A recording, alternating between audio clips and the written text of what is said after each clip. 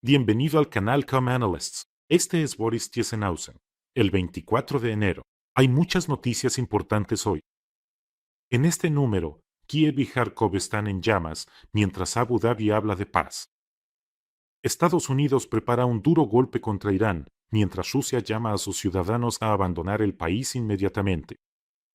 Show Business Duro, una modelo kazaja noqueó a una bloguera rusa diciendo «Gloria a Ucrania». ¿Quién intenta devolver a Rusia al gran deporte? ¿Quién está detrás de esto? Y también sobre el hecho de que en Abu Dhabi ha surgido otra condición para los rusos en las negociaciones de paz. ¿Por qué Putin necesita nuevos descubrimientos en genética? Y también sobre cómo Orbán tuvo una verdadera crisis de histeria. ¿Por qué motivo? En este episodio, si es la primera vez que visitas este canal, bienvenido y, por supuesto, suscríbete para no perderte los próximos episodios. El ejército ruso atacó Kiev y Kharkov esta noche, a pesar de las negociaciones de paz en Abu Dhabi. Bueno, aquí todo está claro. Putin utiliza al máximo el proceso de negociación para atacar a Ucrania, a la infraestructura energética y dejar a la mayor cantidad posible de ucranianos sin luz ni calefacción. Quizás de esta manera logre presionar al gobierno ucraniano. Pero, una vez más, esto subraya que él no conoce en absoluto a los ucranianos y que en vano se metió aquí. Esta será su canción de despedida. Pero, lamentablemente, todavía le quedan misiles. En Kharkov hay 14 heridos, entre ellos una mujer embarazada y un niño. También atacaron con misiles balísticos a Dnipro y Zaporilla. Esta noche lanzaron 375 drones de ataque, misiles de crucero, misiles balísticos e incluso lanzaron misiles Zircon contra Ucrania. Miren esta foto, es un mapa de las trayectorias, cómo volaron los Shad, cómo volaron los misiles de crucero y balísticos esta noche. Bueno, pueden ver que el principal golpe fue dirigido a Kiev. Lamentablemente, en Kiev ya se sabe de una persona fallecida y varias personas resultaron heridas, se encuentran en estado grave. Mis condolencias a todos los que sufrieron esta noche en Ucrania, a quienes perdieron a sus seres queridos y una pronta recuperación a quienes resultaron heridos. Mientras tanto, en Rusia, en la ciudad de Engels, donde se encuentra el aeródromo de aviación estratégica desde el cual, por cierto, nos bombardearon esta noche, ocurrió un incidente. Los habitantes de Engels se quejaron de que ya llevan 10 días sin calefacción y allí están a 20 grados bajo cero. Y debido a esta situación, los residentes grabaron un mensaje colectivo, pero no dirigido a Putin, no, sino al comité de investigación, a otros funcionarios, por supuesto, pero no a Putin. Además, en Rusia ocurrió un apagón en Murmansk. Allí se encuentra la principal base de la flota del norte de Rusia. Allí la situación de emergencia afecta ya a toda la región de Murmansk. Todos se quedaron sin luz. La razón por la que los rusos están sin luz ni calefacción no son los bombardeos, sino los accidentes, el desgaste de las infraestructuras y la falta de financiación. Los rusos se ahogan en la suciedad, viven en viviendas en ruinas sin gas, sin luz, sin calefacción, en algunos lugares sin alcantarillado, pero consideran que tienen derecho a meterse con sus vecinos y decirnos cómo debemos vivir aquí. Lo más curioso es que estos rusos que graban mensajes para Putin, algunos incluso pueden arrodillarse, no culpan a Putin, que gasta billones en la guerra. Según ellos, los culpables son los funcionarios. Y resulta que, según ellos, Putin ni siquiera sabe que llevan varios días sin luz, sin calefacción, que son pobres y desdichados. Putin lo sabe perfectamente, solo que él toma una decisión, que se les caiga el techo de la escuela, que se derrumbe su casa, que explote una bombona de gas, que pasen meses sin calefacción ni luz, pero en vez de usar ese dinero para arreglar, restaurar o renovar todo eso, Putin lo echa a la caldera de la guerra. Eso es todo. O tal vez simplemente tienen miedo de dirigirse directamente a Putin. Por eso ahora en Rusia te meten preso. Y en cuanto a que a Putin no le sale nada en esta guerra, a que no le va a salir, a que no pudo conquistar Ucrania ni podrá, no es porque tenga un ejército pequeño, tiene un ejército enorme. No es porque no tenga equipamiento. Si lo tiene, tiene drones, tiene misiles, tiene tanques, lamentablemente. Y el hecho de que nunca lo logrará es mérito de quienes defienden a Ucrania. Ellos son verdaderos héroes. Por eso, en cada episodio tenemos una colecta importante y este episodio no es la excepción. Estamos comenzando una colecta para los complejos robóticos terrestres Terricon para el Regimiento de Asalto número 210 que está defendiendo la dirección de Zaporilla. Y los soldados de este regimiento de asalto han grabado un mensaje para ustedes. Por favor, escúchenlo. Бажаю здоров'я! Ми бійці роти НРК 210-го окремого штурмового полку звертаємося до пана Бориса Тізенгаузена та його аудиторію про допомогу. Нам потрібні НРК, наземні роботизовані комплекси, наземні платформи, які виконують логістичні операції, доставляють провіант, БК, воду на найвіддаленіші позиції, туди, куди не може дійти людина. Також виконують місії по евакуації поранених та загиблих побратимів. Ми будемо вдячні за любу допомогу. Разом до перемоги. Слава Україні! ¡Героям слава! Ayudemos a nuestros guerreros, verdaderos héroes, titanes, asaltantes. La infantería es la base de las Fuerzas Armadas. A pesar del frío, la nieve, el hielo, el barro, ellos detienen al enemigo, ellos destruyen al enemigo. Son, simplemente, personas de acero. El enlace para donar está en la descripción de este video. Allí hay Mono, hay Privat y hay PayPal para quienes quieran ayudar desde el extranjero. También hay un código QR con el que también se puede acceder a la colecta. Y les agradezco. Ayer cerramos la colecta para los Ronin. Y los Ronin son un batallón de sistemas no tripulados, cazadores de drones de reconocimiento rusos. Esta mañana, un representante del batallón me escribió, simplemente sorprendido de lo rápido que se logró, y les transmito sus palabras de agradecimiento. No solo de parte de los Ronin, sino de cientos y cientos de otros combatientes de diferentes unidades a quienes ya han ayudado. Juntos somos una gran fuerza, y de mi parte, siempre digo gracias a cada uno de ustedes, a todos los que apoyan a Ucrania. Y hoy, 24 de enero, es el Día del Servicio de Inteligencia Exterior de Ucrania. Felicito a todos los involucrados. Aunque su trabajo a menudo no sea visible, es difícil sobreestimar su importancia. Felicidades, agentes de inteligencia, en su día profesional. Y aquí, el Ministerio de Asuntos Exteriores de la Federación Rusa recomienda a los ciudadanos rusos abandonar urgentemente Irán y abstenerse de viajar allí hasta nuevo aviso. ¿Saben por qué incluí esta noticia en el programa? Porque, en mi opinión, es mucho más seguro para los rusos quedarse en Irán que en la propia Rusia. Es decir, en Irán hay menos posibilidades de morir o de meterse en problemas, en algún tipo de lío, que en la propia Rusia. ¿Y desde cuándo el gobierno ruso se preocupa por sus ciudadanos? Bueno, como dije literalmente al principio del programa, allí la gente está sin luz, sin calefacción, se rompen las presas, algunas represas están en números rojos, no hay alcantarillado. Sí, a nadie le importan los rusos, a nadie le importa. Lo principal es que haya dinero para la guerra. ¿Desde cuándo el gobierno ruso de repente se preocupa por los rusos? Han destruido, matado y mutilado a 1,5 millones de sus propios compatriotas en esta guerra sin sentido, y ahora, miren qué preocupación de repente. Abandonen Irán urgentemente, urgentemente. Y otro indicador importante de que Estados Unidos e Israel están listos para atacar a Irán. Y, lo más probable, los acontecimientos pueden desarrollarse rápidamente en un futuro próximo. Creo que en el aeropuerto de Teherán ya está esperando el Ayatollah un avión de transporte militar ruso con instructores y fuerzas especiales. Por si acaso. Bueno, todo lo que se adquirió con trabajo agotador probablemente ya se lo llevaron en alguna parte. Y también hay novedades ahí. Estados Unidos está aumentando sus fuerzas en Oriente Medio y, por su parte, Israel considera que Estados Unidos atacará a Irán en un futuro próximo. Así lo informa el Canal 12 de Israel. Bueno, la flota está en su sitio, Israel está preparado, e Irán ha decidido responder. Respuesta. Irán asestará un golpe mortal a las bases estadounidenses en caso de ataque, declaró el general del Cuerpo de la Guardia Revolucionaria Islámica y diputado del Parlamento, Kabsari.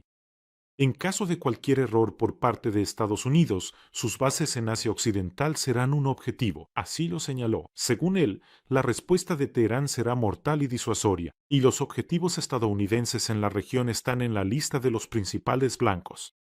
Bueno, ya sabe, el general Kabsari sabe perfectamente lo que le sucedió al general Soleimani. El general Kabsari no está fanfarroneando en el sentido de que Irán realmente tiene con qué golpear, pero omite un detalle importante. Que un golpe así sería simplemente un suicidio para el régimen de los ayatolás. Si mueren militares estadounidenses, Estados Unidos no solo interceptará los misiles, sino que dará una respuesta de tal magnitud que no solo destruirá las plataformas de lanzamiento, sino también el barrio gubernamental en Teherán. Destruirán terminales petroleras, búnkeres y la dirigencia. Créame, lo harán. Quizás la respuesta por parte de Irán sea una escalada controlada. Es decir, ellos lanzan un ataque, pero advierten de antemano dónde golpearán, para no parecer unos perdedores y salvar las apariencias. En otras palabras, es como un acuerdo geopolítico bajo la mesa. A los iraníes, por supuesto, al liderazgo iraní, le hace falta mostrarle a su pueblo imágenes de bases de infieles en llamas. Y a los estadounidenses les interesa que no muera ningún soldado, para no tener que empezar una tercera guerra mundial allí. Por cierto, realizaron una operación similar, un ataque con advertencia previa, después de la eliminación del general Soleimani. Les recuerdo, la operación Mártir Soleimani fue en enero de 2020. En ese entonces, Trump dio la orden de matar al general iraní Qasem Soleimani, el segundo hombre más importante de Irán, nada menos, y Teherán juró vengarse con una terrible represalia. Todo el mundo esperaba una gran guerra. ¿Y qué hizo Irán? La noche del 8 de enero lanzaron 10 misiles balísticos contra la base estadounidense de Ain al-Assad en Irak. Y los misiles destruyeron hangares, la pista de aterrizaje y los módulos residenciales. Parecía aterrador. Unas horas antes del ataque, Irán envió un mensaje al primer ministro iraquí: atacaremos específicamente esta base. Ain al-Assad. Y entonces los iraquíes, naturalmente, advirtieron inmediatamente a los estadounidenses. Los soldados estadounidenses descendieron tranquilamente a un búnker fortificado que data de la época de Saddam Hussein. Bueno, y el equipo que pudieron, lo retiraron y lo dispersaron. ¿El resultado? Los misiles impactaron en la superficie, no había nadie, 0 muertos. Algunos militares estadounidenses sufrieron conmociones, pero todos sobrevivieron. Así que el general Kabsari, lo más probable, está preparando el terreno precisamente para ese tipo de escenario.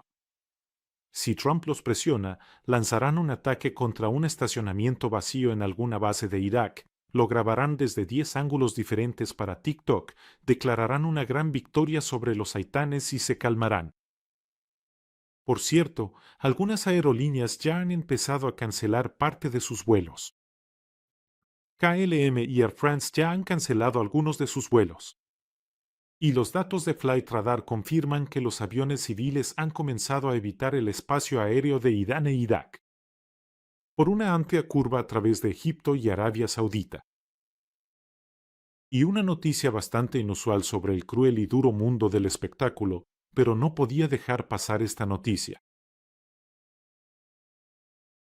En Bali, el 10 de enero, una modelo kazaja le dio un golpe en la cabeza con una lámpara a otra persona, diciendo «Gloria a Ucrania». Bueno, en general. Yo simplemente, ¿saben? Pienso, bueno, que, ¿saben en qué consiste la cuestión? Que esta rusa empezó a molestar a la modelo de Kazajistán, Pulsísima Altaibekova, porque estaban escuchando música ucraniana. ¿Y qué hizo Pulsísim?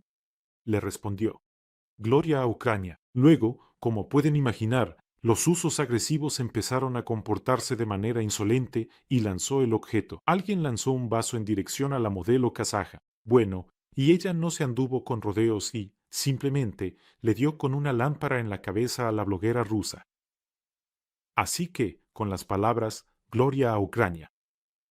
Me parece, saben, que la bloguera rusa perdió el conocimiento.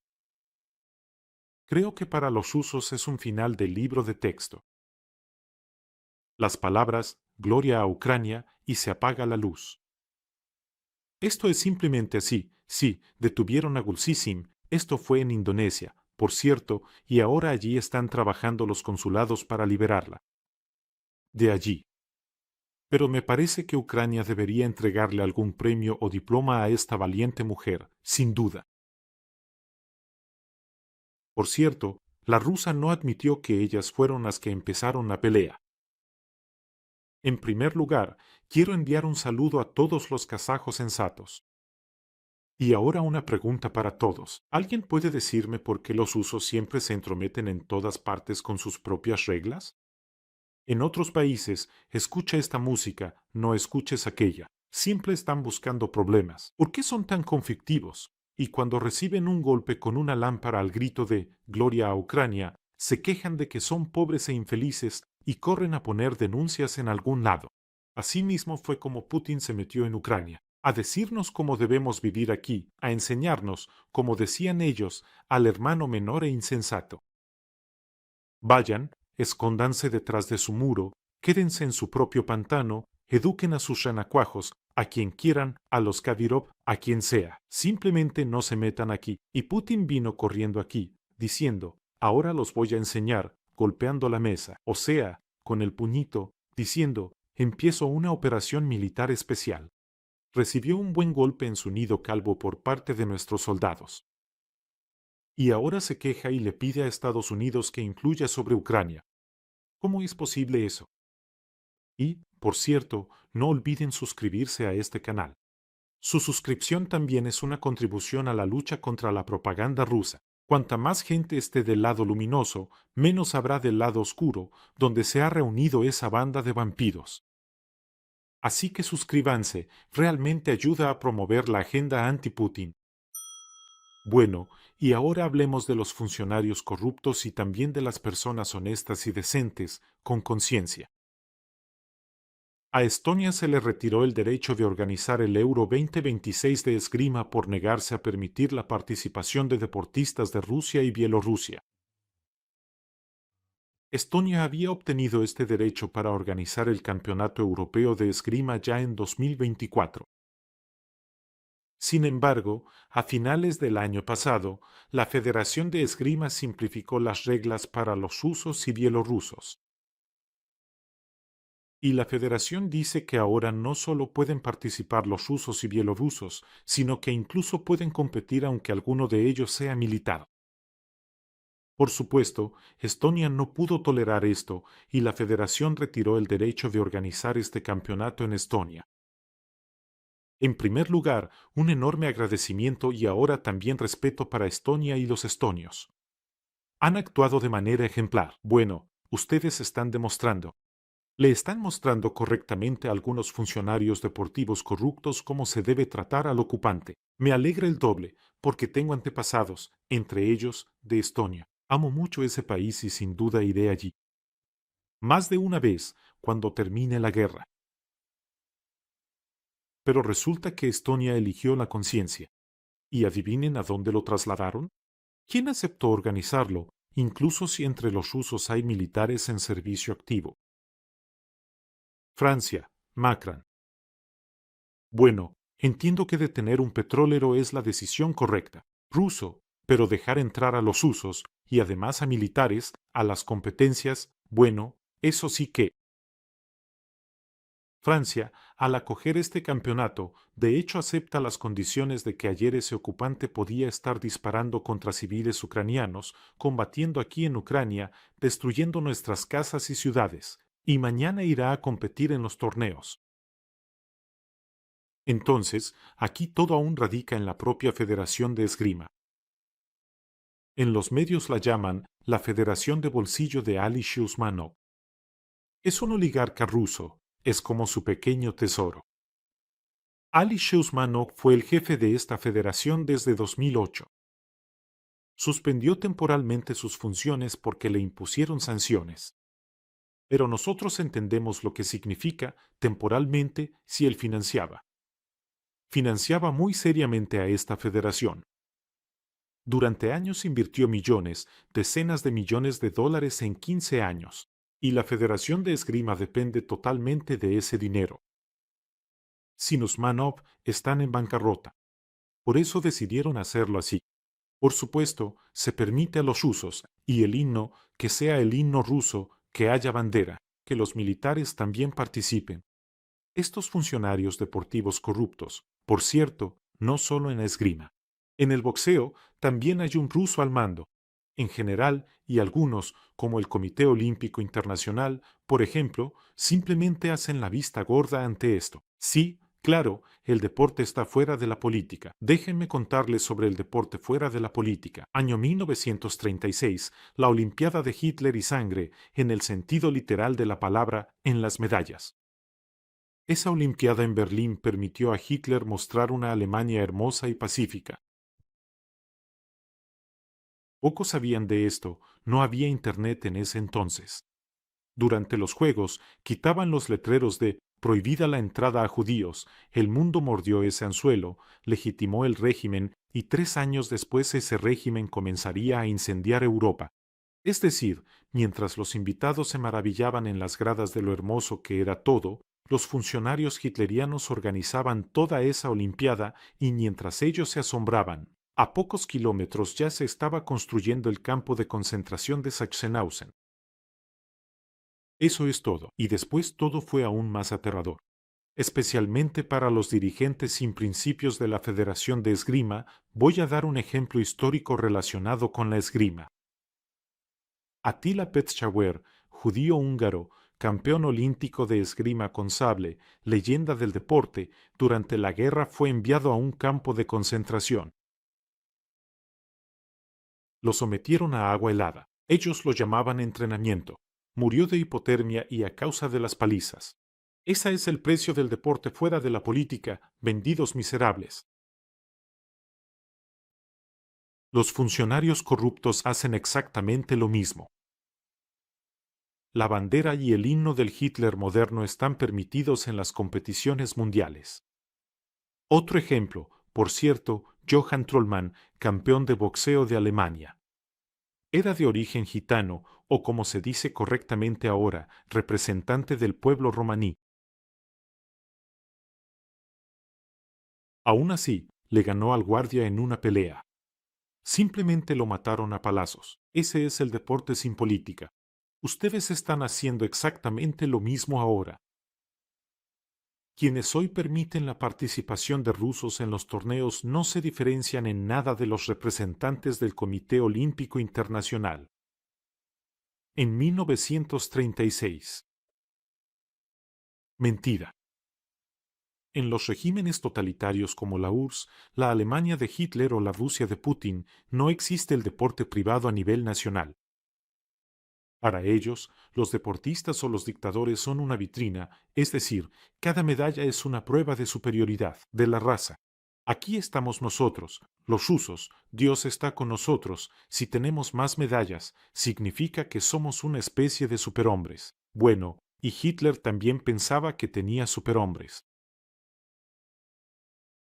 Esto también es una prueba de lealtad al rumbo del líder, que si ganan en todas partes. Putin premia personalmente a los deportistas rusos, les regala coches y apartamentos. Los deportistas rusos están detrás de él en los mítines. Por ejemplo, en Luzhniki, con la letra Z en el pecho. Miren esta foto. Propaganda del mundo ruso. La maquinaria con esa misma letra Z destruye ciudades ucranianas y mata niños aquí. Mujeres, ancianos. Simplemente inhumanos. Con esa misma letra Z. Pintan esa letra en los misiles que lanzan aquí contra nuestras casas. Es como si, después de la Segunda Guerra Mundial, cuando ya habían vencido a Hitler, en los Juegos Olímpicos participaran deportistas con la esvástica. ¿Qué están haciendo? ¿De verdad el dinero puede adormecer tanto la conciencia? Avaros, sin principios, hipócritas despreciables, los que encubren todo esto. Ahora, sobre las negociaciones en Abu Dhabi y las exigencias de los rusos. Han añadido otra exigencia, está claro, la principal es, denos el Donbass, que no pueden conquistar. Y otra exigencia clave es el cese de la persecución de la UOC, la Iglesia Ortodoxa de Crimea, pero en realidad es la Iglesia del Patriarcado de Moscú. Esta es una de las exigencias clave, así lo declaró el Ministerio de Asuntos Exteriores de la Federación Rusa. Así, simplemente tomaron y expusieron a sus propios agentes. La Iglesia aquí, esta sucursal del FSB, a través de la cual pueden influir en los feligreses, manipularlos. Apenas ayer, en el programa, conté sobre las monjas Z que recaudaban dinero para los ocupantes rusos. ¿De qué estamos hablando cuando en Ucrania hay cientos de causas penales abiertas contra los servidores de este culto por traición y propaganda a favor de la Federación Rusa? La Iglesia Ortodoxa rusa llama a la guerra contra Ucrania una guerra sagrada, insta a rezar por Putin y promete el perdón de los pecados a todos los que vayan a luchar contra los ucranianos. ¿De qué estamos hablando en absoluto? Bueno, y, por lo visto, ayer no se llegó a ningún acuerdo en particular. Hoy, varios medios han salido con titulares diciendo que las negociaciones entre Ucrania y Rusia en Abu Dhabi han llegado a un punto muerto, cito a uno de los medios, debido a una disputa territorial. Tengo una gran petición para los periodistas. Si van a llamarlo una disputa territorial, al menos explíquenlo claramente para sus lectores.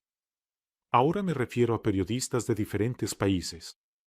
En realidad, no se trata de una disputa territorial, sino de que Putin exige que le entreguen tierra ucraniana. Aquí nadie está discutiendo con nadie. Esta es una tierra reconocida internacionalmente como ucraniana. Aquí no hay territorios en disputa.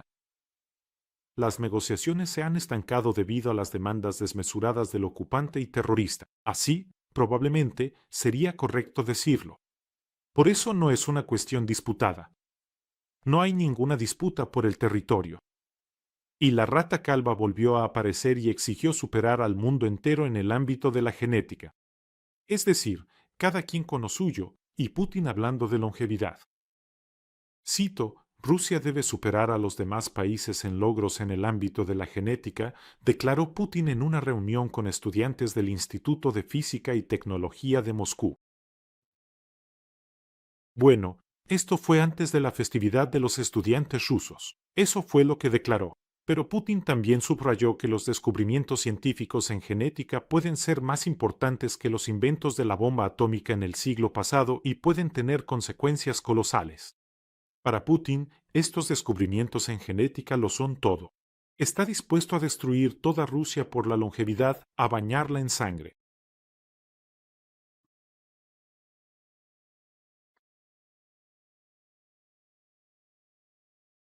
Hablaban de cómo vivirán hasta los 150 años. Saben, me parece que eso de vivir hasta los 150 años fue solo un rumor en ese momento. Por supuesto, la medusa de Botox no vivirá tanto, pero mostrar cada vez a un nuevo Putin que arman ahí, uno con el cráneo un poco aplanado, otro que se sea un poco, otro más con alguna otra peculiaridad, fabricar así estos buratinos calvos para la longevidad. Putin ya tiene 150 años, al que no lo crea, que lo fusilen. Me gustó mucho el artículo en The Economist. Putin ha perdido su imagen de gángster global. ¿Y cuándo cumplió un año? Cita. Putin suavizó inesperadamente su retórica al hacer una declaración sobre cuestiones internacionales. En lugar de la agresión habitual, habló de la necesidad de cooperación, respeto al derecho internacional y condenó la interferencia en los asuntos de los países pequeños y el apoyo. La fuerza en lugar del diálogo. Este es otro Putin, probablemente el de hace unos 10 años. En el búnker, el replicante se quedó sentado y no sabe lo que el otro ya ha hecho en la superficie. The Economist prestó especial atención a la ausencia de menciones sobre la reciente invasión de Estados Unidos a Venezuela y la captura del aliado ruso Nicolás Maduro. También añadiré el petróleo ruso. ¿Saben que ya van 21 días? Putin guarda silencio y aún no comenta la captura de su aliado, a quien le había prometido ayuda. Perdió 20.000 millones en Venezuela. Todo lo que pudo hacer Putin fue mentir sobre el ataque a su residencia, golpear a Ucrania con misiles y además intensificar el ataque contra la población civil de Ucrania. Con estos ataques a la infraestructura energética. Escuchen, ¿y quién considera a este dinosaurio bailarín un gánster mundial? Por cierto, Ucrania y los ucranianos no son Donald Trump, aunque Donald Trump humilló bien a Putin y lo hizo públicamente, pero Ucrania y los ucranianos fueron los primeros en desenmascarar. El mito del gánster mundial. ¿Qué clase de gánster es él? Un gánster mundial, vamos a ver, no se inyecta botox en las mejillas y la cara persiguiendo una juventud que ya se fue hace mucho. Acepta su edad como un hombre, no se pinta las cejas con rímel marrón Leningrado, el gánster mundial, ni usa tacones de 7 centímetros. Y no exige que el pool de periodistas del Kremlin lo filmen desde abajo para que no se vea su verdadera estatura. Todo eso son complejos de una persona encerrada, una rata gris y maliciosa de la KGB. ¿Gánster mundial? Quizás lo sería si hubiera empezado una guerra con un rival de igual potencial. Con Estados Unidos, con China. Vamos, empieza una guerra así, entonces diremos, gánster mundial, miren qué valiente. Pero nunca en la vida ya está arrastrándose de rodillas ante Xi Jinping. Un gánster mundial no empieza una guerra contra Ucrania, sentado a la mesa, satisfecho, primero anuncia, yo declaro una operación militar especial, y luego, cuando en el cuarto año se da cuenta del problema en el que se ha metido. Después dice, yo no empecé esta guerra, que todo es culpa de Ucrania, que todo es culpa de Europa, que lo hacen con manos ucranianas. Pero Internet lo recuerda todo, quizás Putin, y contaron que Internet no existe, pero en realidad sí existe. Y así es como, por cierto, ahora se comporta el gánster mundial, probablemente Donald Trump. Le dio unas bofetadas en la calva. A Putin se llevó a Maduro en helicópteros y ahora todavía va a golpear a Irán. Y ahora Putin se comporta como un Thor. Bebió y no como un gánster mundial. Bueno, aquí viene otro de los gángsters de mamá. El primer ministro húngaro, Orbán, acusó a Ucrania de interferir en las elecciones húngaras. Y afirmó que Hungría bloquearía los pagos de la Unión Europea. Ucrania. Eres un desastre, ¿no? Bueno, esto es muy nasal. ¿Qué elecciones? En primer lugar, dentro de solo 3 meses habrá elecciones. En segundo lugar, la oposición ya lleva ventaja en diversas cuestiones sociológicas. Orbán. Y esto a pesar de que la oposición no tiene los mismos recursos que Orbán. Orbán ha tomado el control de todos los medios de comunicación, los principales. Tiene recursos administrativos, ha llenado toda Hungría de estos carteles publicitarios que desacreditan tanto a la oposición como al gobierno ucraniano y a Bruselas. Y Orbán dijo lo siguiente, los ucranianos han pasado a la ofensiva, amenazan e interfieren abiertamente en las elecciones húngaras. Su objetivo es obtener financiación y entrar en la Unión Europea lo antes posible. Como miembro de la Unión Europea, Hungría tiene derecho a decir no. Nuestro gobierno patriótico dice claramente que no. No queremos que el dinero de las familias húngaras se envíe a Ucrania. Y no queremos que Hungría se vea arrastrada a la guerra, escribió Orbán. Los suscriptores me envían varios enlaces y yo sigo la cuenta de Facebook de Orbán. Allí, por cierto, en los comentarios, reciben muchos me gusta quienes escriben, sí, no sirves a Hungría, sino a Rusia. Es decir, ahí la cosa es bastante seria. Llegan opositores muy fervientes y destrozan a Orbán en pequeños trocitos viscosos, como si fueran de petróleo. Me parece que Ucrania, que prácticamente cerró la Unión Europea consigo misma, como nadie más merece convertirse en miembro de pleno derecho de esta Unión. Y el resbaladizo baboso del Danubio, que no logra despegarse del petróleo ruso, puede ir buscándose ya una casa. Una casa por ahí en Ruliovka, junto a Asad y Yanukovych. Bueno, Y en cuanto al dinero de las familias húngaras, recuerdo que Orbán recibe del presupuesto europeo el doble de lo que aporta. Ahora, además, Ucrania tendrá la culpa de que él pierda las elecciones. Bueno, cuando las pierda, ya no nos importará que le eche la culpa a Ucrania, y las elecciones las tiene dentro de 3 meses. Hay muchas posibilidades de que, después de 15 años en el poder, salga despedido a patadas. Bueno, y difícilmente encontrará otro lugar seguro, aparte de Rusia, donde pueda conservar todo lo que ha robado durante todos estos años. En cualquier corporación normal, a un empleado así, si imaginamos a la Unión Europea como una corporación, en cualquier empresa normal, a un empleado que va en contra de toda la compañía, sabotea decisiones clave, perjudica a otros departamentos y arruina el plan general. Ya lo habrían echado a la calle, simplemente lo habrían echado. Pero la sanguijuela petrolera sigue ahí, indignada. Bueno, no pasa nada, llegarán las elecciones en primavera y veremos quién estuvo dónde, por así decirlo. Y cuídense, cuiden a sus seres queridos, suscríbanse a este canal. Y les pido mucho, ayudemos a nuestros asaltantes. Son verdaderos titanes. Ahora necesitan mucho nuestra ayuda, la tuya y la mía. Juntos somos fuertes. El enlace para donar está en la descripción de este video. Que tengan todos un día tranquilo y gloria a Ucrania.